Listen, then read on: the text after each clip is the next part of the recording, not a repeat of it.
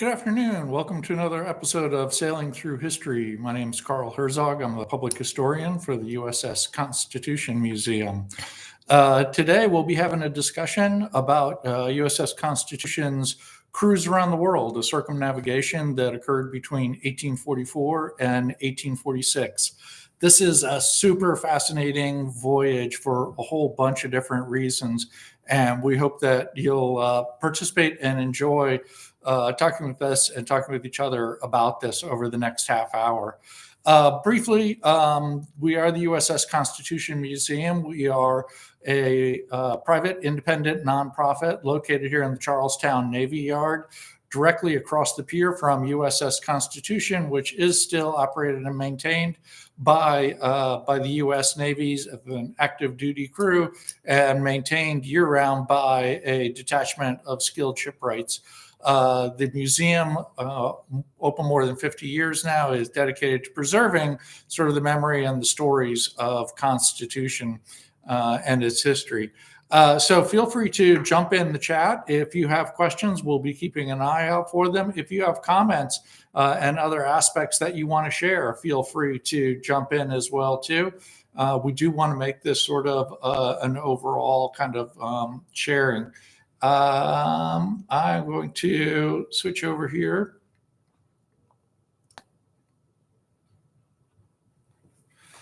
As I said, we're here at the museum, and today we are talking about the world cruise from 1844, led by this chap, John, nicknamed Mad Jack Percival. At age 65 in 1844, Jack Percival was about to become the oldest person to ever command USS Constitution, and an irascible fellow in his own right who certainly had earned the nickname Mad Jack. Percival got this job sort of by his own desire to be back in command again. He had been put ashore, but Constitution at the time was in really desperate shape, needed extensive repairs that the Navy was debating over whether they could afford. Initial estimates had put in that the ship would cost about $70,000 at the time to repair the ship. Percival stepped forward and assured the Navy that he could do it for around $10,000 and certainly hoped that he'd be put in command if he succeeded. And he did. He came in putting it together to do this really grand voyage around the world for about $10,000. This was a trip that was a little bit of flag waving, a little bit of trade negotiations, a little bit of diplomacy, and it would take the ship through the majority through the southern hemisphere and the tropics to about 25 different ports around the world. In total, by the time they had left Norfolk, Virginia on their first departure to the time they returned back to Boston 2 years later, they had spent about 504 days at sea and another 390 days in all of these various port stops. We know a lot about what happened on this trip for a variety of sources, some of which are the ship's logbooks, correspondence with Navy Secretary and Percival and others who, as you'll see, had to get involved, but also through the writings of crew members, particularly the midshipmen. For the young midshipmen who were officers in training on board Constitution, this was a pretty exciting journey, and they kept detailed personal journals as well as the midshipmen's logbooks that they were required to keep that essentially duplicated the ship's logbook.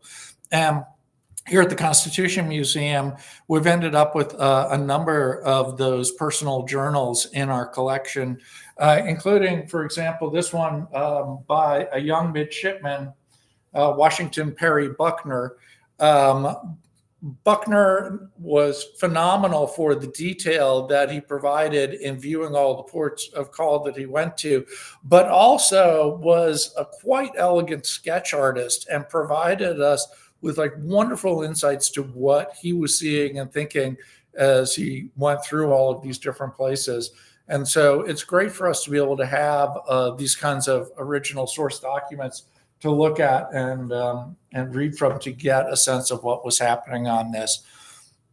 But in addition to the crew perspective, this is also a fascinating window into sort of the state of the world at the time. As Constitution circled the globe to these different places, the United States was trying to establish itself on the world stage, but just as significantly, everywhere they went, they met up with newly established free and independent nations that were struggling to set their own selves in their sovereignty and autonomy on the stage and redefine themselves in the context of the colonialism that still had been establishing, European, particularly colonialism, and English colonialism throughout the world. And in many of the places they went, that conflict really sort of framed what they would see. This is a great map that was done by some crew on Constitution that shows sort of the detailed outline. But I thought today what we might do is take a look at a little bit more detailed view of it from our friends at Google Earth. This is a straight line shot. It doesn't match out the ship's exact path, but I think it gives us a wonderful idea of just how broad a voyage this was. By the time the ship was done, it had traveled more than 52,000 miles. They started out in Norfolk, Virginia, and first went to New York to pick up Henry Weiss, who was going to be the next minister to Brazil, and they were to drop him off in Rio de Janeiro. But first, they end up passing through the Azores, the Madeira, and the Canaries. This may seem like a ridiculous path if where you're actually heading to is Rio, but it made sense given the prevailing winds and currents that a sailing ship like Constitution had to encounter at the time. They crossed over the equator, conducting an equator crossing ceremony that actually ended up including the minister Henry Weiss, and dropped him and his family off in Rio before then setting around Cape of Good Hope into Eastern Africa, and where they would stop at Madagascar, Mozambique, and Zanzibar. Again, this is a rough thing. They made several passages and stops back and forth. Here was their first encounter with a place where newly established regimes were trying to establish themselves and position themselves relative to sort of the powers of Europe that had been dominating for so long. The Sultan of Oman, operating out of Zanzibar, had his own sense of sovereignty that he wanted on the island of Madagascar. A lot of smaller kingdoms had recently united under a queen on the southern half of the island, who was trying to establish what they wanted that to look like. And then on the north half, they were still dealing with a mix of Arab and Indian traders who were still, following the trade from throughout this entire region. After stopping back in Zanzibar, they crossed the massive Indian Ocean, and this was not a pleasant crossing for Constitution. One of the things on long voyages like this that the ship required was fresh water, and they had more than they had taken on water in Zanzibar, Africa, that proved to have dysentery for the crew.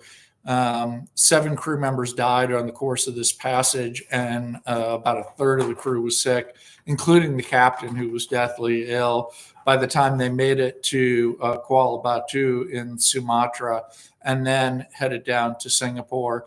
Kuala Batu was another place that was a difficult position. It was a small village that was constantly being visited by spice traders, but had been suffered from a massacre by the U.S. Navy too, really, twice in the 1830s after pirates had raided a U.S. merchantman, and the U.S. Navy came in and had burned the village to the ground. It was the first opportunity we see where Percival is really showing up, not really as the diplomat that you might hope he would be, but instead reinforced that sense of wanton violence that was going to hang over Kuala Batu if they did not treat the Americans properly. From there, they went through Singapore and then on to Brunei, where they were to meet with the Sultan of Brunei in a very specific deal to try and establish coaling rights there. Already, despite being a sailing ship still, the U.S. Navy was starting to look at how they were going to fuel the new nascent steam navy. And this was a place where they thought that they could make arrangements. Unfortunately, they walked away very quickly, thinking that the British had already sealed a deal that was locking them out. But it turns out this was an utter mistake, in part because they'd had a really poor interpreter, but that poor interpreter had also been hired by a British merchant who the Sultan had given governorship of part of the island to. And that British merchant ship was eager to push out the Americans to get the rights for Britain. And so they left empty-handed, but if they'd stuck around, and if Percival had had the patience to stick around, they might have figured out that they could still make a deal there. From there, they were on their way to Cochin, China, today's Vietnam, today's Da Nang, Vietnam, where two very specific incidents that are worth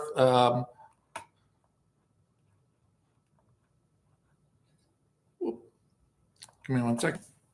I'll bounce back to here that are worth noting. One was that coming into Turan Bay, one of the ship's crew passed away and was to be buried on the beach. Seaman Cook was buried on a beach overlooking the harbor there. And for a small fee, the Buddhist monk there agreed to take care of his grave. This was not a transactional relationship so much as it was part of a cultural requirement that graves be tended, because without that, the consideration is that a untended grave led to anxious spirits that were bad for the community. So they did tend the grave for the next 150 years. And it eventually turned into and grew into the shrine that you see here in pictures taken in the 1990s, actually. And it continued to exist there until around 2010, when it was demolished as part of the construction of a new resort on the bay. It was perpetually known throughout that as just the American's grave, but because of his position as a sailor, the grave itself and the shrine that developed around it became known to fishermen and sailors as a place to go to make offerings for good luck before going to sea. Also in Turan Bay, Percival had the worst of his connections of trying to make any kind of diplomatic arrangements. On a Turan shore, he found out, he learned that a French bishop had been arrested, and rather than trying to understand the details of it, he stormed ashore trying to find this bishop and release him. Instead, unable to even determine who was in charge anywhere, he seized a bunch of local hostages and began a standoff that led for days before he finally gave up after battling with local vessels that were assaulting Constitution and the harbor and unable to find any resolution. He finally turned them ashore, sailed out of Turan Bay, but not before blasting away at a fort on the edge of the bay as he sailed away. It turns out that this British bishop, like a number of Christian missionaries, particularly French ones, had been trying to influence the culture of the region and depose the local religion, something that the local leader did not believe in. Vietnamese leader, emperor, did not want any part of, had arrested this particular bishop numerous times and would later end up deporting him out of the country anyway. So despite that illegality that the French were pursuing, Percival had jumped to their attempted rescue, creating a diplomatic row that infuriated the U.S. when they found out about it, and chastised Percival when he finally got back. From there, after stops in China, where they spent an entire summer dealing with merchants who were dealing with the Chinese as part of newly created trade agreements that China had not really wanted to have, but felt forced into after the end of the Opium War with Britain. Percival sat back out from there to Manila and then Bataan, and from there to the independent kingdom of Hawaii, where in Honolulu, they were attempting again to establish unilateral rights for Americans for trading. And the Kingdom of Hawaii under King Kamehameha III had already suffered under the British. A British consul there had decided, after a trade disagreement several years earlier, to sort of unilaterally annex the Kingdom of Hawaii for the British with the help of an independent British warship. But this was completely a rogue maneuver, unsupported by the British government, who, when it found out, reasserted Hawaiian sovereignty. But the Hawaiian government, knowing that this was a concern, ended up asking the American Marine lieutenant to help them survey a location on their newly established capital of Honolulu, where they could fortify defenses. And of course, that lieutenant suggested Pearl Harbor, where only a few years later, the Americans would make an agreement with the Kingdom of Hawaii to settle there, to establish a Navy base there. And then after a coup in 1893, would annex Hawaii for themselves anyway. From there to Monterey and then to Mazatlan, Constitution was in a holding pattern, waiting to see if it was going to participate in the Spanish-American War, expected to erupt at any moment.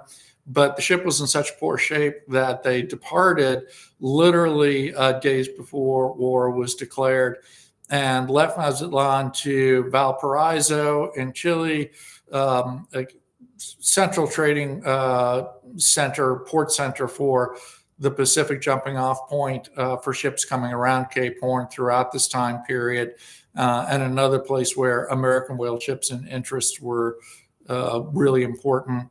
Around Cape Horn to back to Rio, the normal stopping point on that side of the Cape, and then eventually in 1846 straight back up to Boston after this prolonged voyage. It was a long and arduous trip, and it was debatably successful because of the fact that Percival sort of stumbled through everything. A lot of what had been expected to be achieved in terms of trade agreements, in terms of diplomacy, he really just was not the right guy to accomplish. He did not have the demeanor for it, and it was a nominal success. But it is, again, this sort of window and opportunity to look at the United States' place on the globe at the time, where the rest of these countries were in the context of that, and what all of them had hoped to achieve. Everywhere that Constitution went, they were encountering, like themselves, younger nations that had more recently than the U.S., certainly at that point, almost 70, 80 years old at that point, places that were looking to figure out what their role was going to be, where they wanted to position themselves. And for many of them, the U.S. was in some ways the lesser of other evils. They saw the United States as a nation that was less interested in colonization, more interested in trade, and more likely to be respectful of their sovereignty. That was certainly true for places like Chile and Valparaiso and Rio and Brazil, where pursuing to the Monroe Doctrine 20 years earlier than this, the U.S. had really made a commitment that European nations would not reassert themselves in their control of South America and in this hemisphere. But in other places, they continued to stumble into the same thing, whether it was in Africa, in China, struggling to reassess its own sense of what it could, who it was going to trade with, and certainly in Hawaii, a small independent nation that had already suffered under the British, and were now waiting to see what was going to happen next. Constitution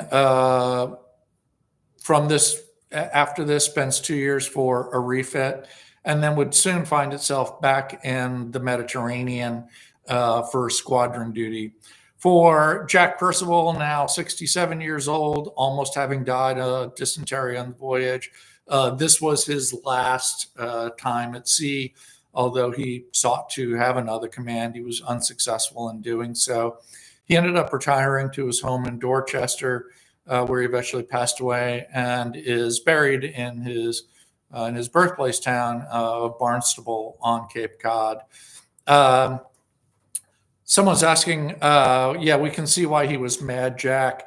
Yes, he was, in fact. That was a crazy nickname. He had an irascible personality, and he had actually gotten into trouble before for his treatment of indigenous populations in other parts of the world, particularly in Hawaii, where his treatment of Hawaiian women had gotten him into really deep trouble.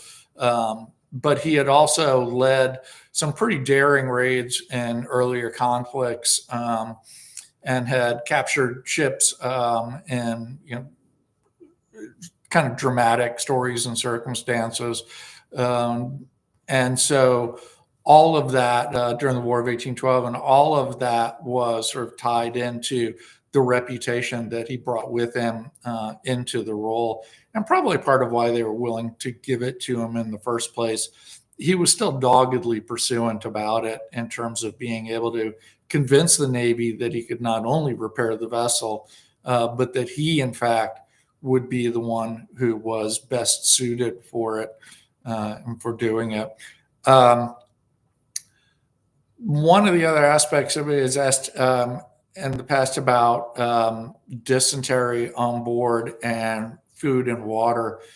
This is a particularly difficult voyage in a lot of the ways. A lot of Constitution's long career is spent in squadron duty, where the ship is on patrol in a limited area and consequently can be in and out of ports pretty regularly to find fresh food and water. But here they were traveling thousands of miles across numerous oceans. Wherever possible, they were taking on fresh food, but it wasn't going to be enough to sustain for the entire voyage. So they were relying on a lot of long-term sort of salted food and biscuit, but they still needed water. And this was sort of the Achilles heel for the health status of Constitution and its crew, in that they had to get water where they could find it, but their ability to identify a lot of the bacteria that was in water that they were acquiring was not what it certainly is today, and their ability to filter it was not the same either.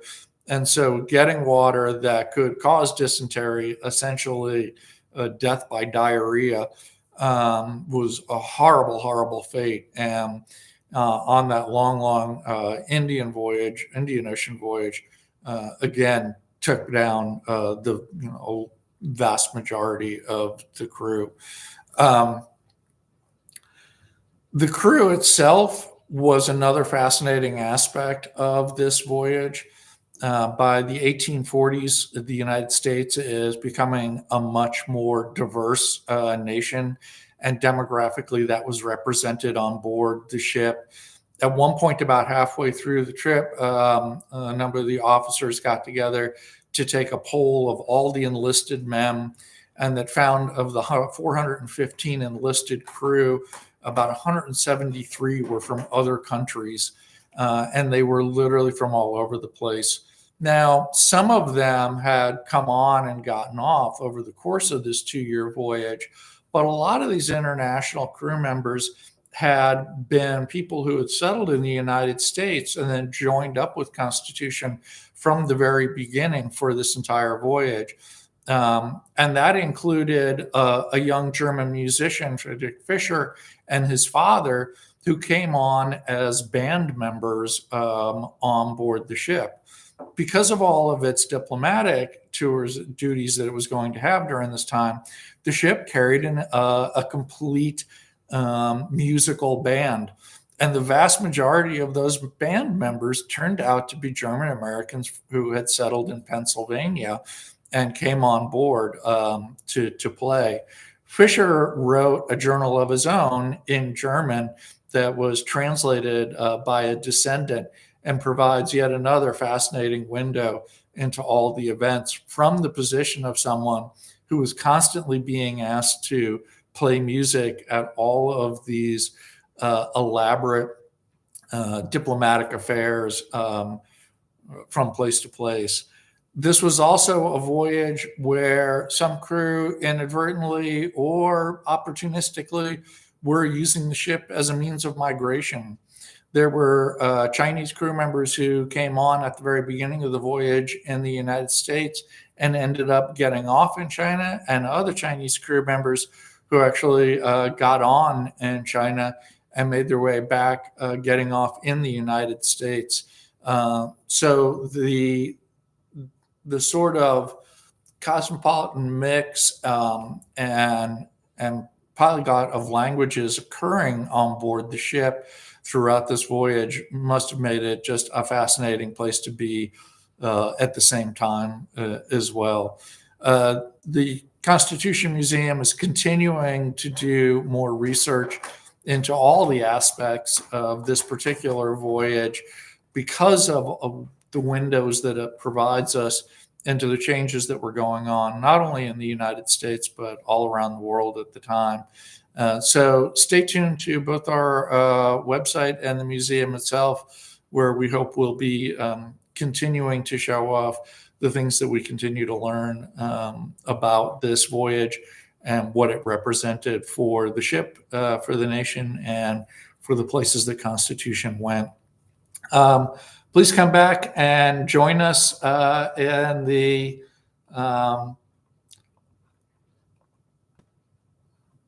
next month.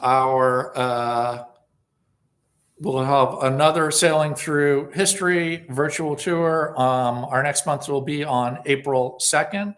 Again, also at 12:30 in the afternoon, and that'll be Strong Ship Maneuvers.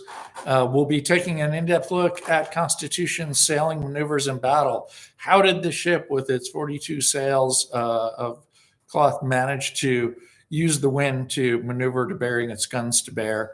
On the subject of guns, we did have a last question asking, were the guns removed so that it was truly a peaceful diplomatic ship? Absolutely not. Constitution was definitely still carrying guns throughout this. Diplomacy was not without force, and part of this mission was a mixture of both showing the flag and projecting that force and power that would give the nation, represent the U.S. as something that, if you turned against it, they were to be defended against. So yes, it definitely carried all of its guns still. Thank you again for coming by today to join us. I hope we'll see you all again on April 2nd. This video will be archived on YouTube, and so you're welcome to share it and view it again going forward. Thanks a lot. Enjoy the rest of your day.